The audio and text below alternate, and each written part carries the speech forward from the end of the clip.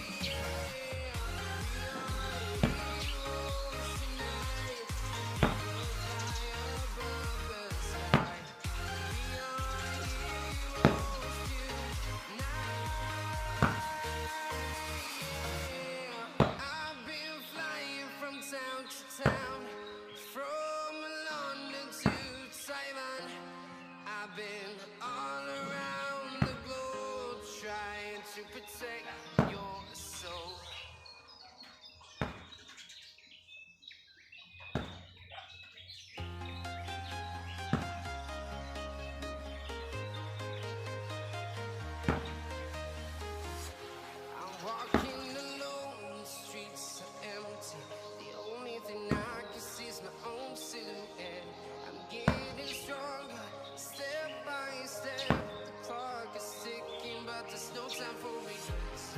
I've been flying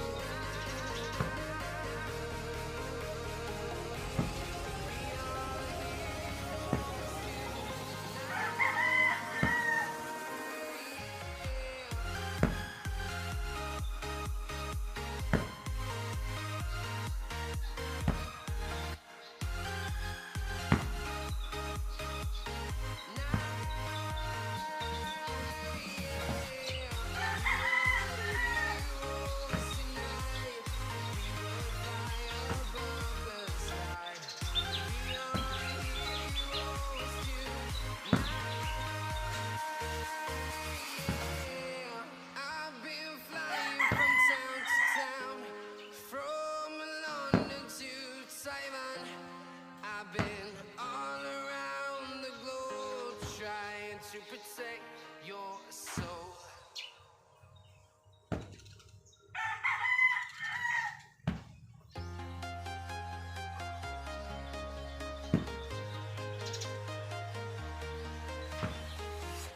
I'm walking alone, the streets are empty. The only thing I can see is my own silhouette. I'm getting stronger, step by step. The clock is ticking, but there's no time for regrets. I've been flying from town to town, from London to Taiwan. I've been all around the globe trying to protect your soul. We are heroes tonight. We will fly above the sky. We are heroes Kaya po ang trabaho ko dito guys, kahit ano lang, basta malaga ay matyaga lang tayo kung ano man yung mga gawain natin para din naman ito sa kabutihan ng lahat. Sa mga kaibigan ko dyan na nagtatrabaho din sa mga construction o kaya may balak nyo kayo na magpagawa ng bahay, ganito po yung gagawin ninyo. Pag magtambak po kayo ng lupa, kailangan tampirin ninyo para masiksik bago nyo buhusan ng graba o kaya crackstone sa itaas. Tapos pag latag ng graba,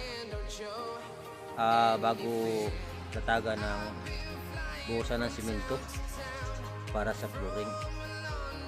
Ginagawa ko ito guys para sa pag masiksik na yung lupa, sa katagalan ay hindi siya bababa or bar down siya. Kaya kailangan talaga na masiksik siya bago flooringan sa itaas para hahaba po yung taon na bibilangin na hindi siya masira. Yung kung halimbawa itatiles nyo, kung itatiles ay hindi masira yung tiles sa itaas, kailangan siya na masiksik. Kailangan lang natin guys na matyaga tayo sa ating trabaho, o sa pangsarili man yan o sa iba naman natin gagawin, para sa kaayusan ng lahat guys. Ito guys, ang ginagawa ko ngayon, tiyagaan lang ito. Mahaba-haba pa yung aking gagawin na yan, tatampirin. Mayroon naman akong mga kasamahan dito kasi kaso sa ngayon ay linggo, yung iba ay nag-day-off, so nag-day-off sila. Pero bukas papasok na yan sila, kaya tutulong na sila dito sa mga gawain ko. Mega love shoutout kay Ma'am Berla, kay Radio na Singapore, kay Insan Wok Jagrans, kay Jocelyn Yamamoto ng Japan, mega love shoutout, kay Ate Arsinia, kay Ate Bisaya ng 143 ng Australia, mega love shoutout, kay Idol Bert Window. Yung pinapawisan talaga ako guys, kaya ito ang trabaho ng mahirap, pero makukuha lang to guys sa tiyaga.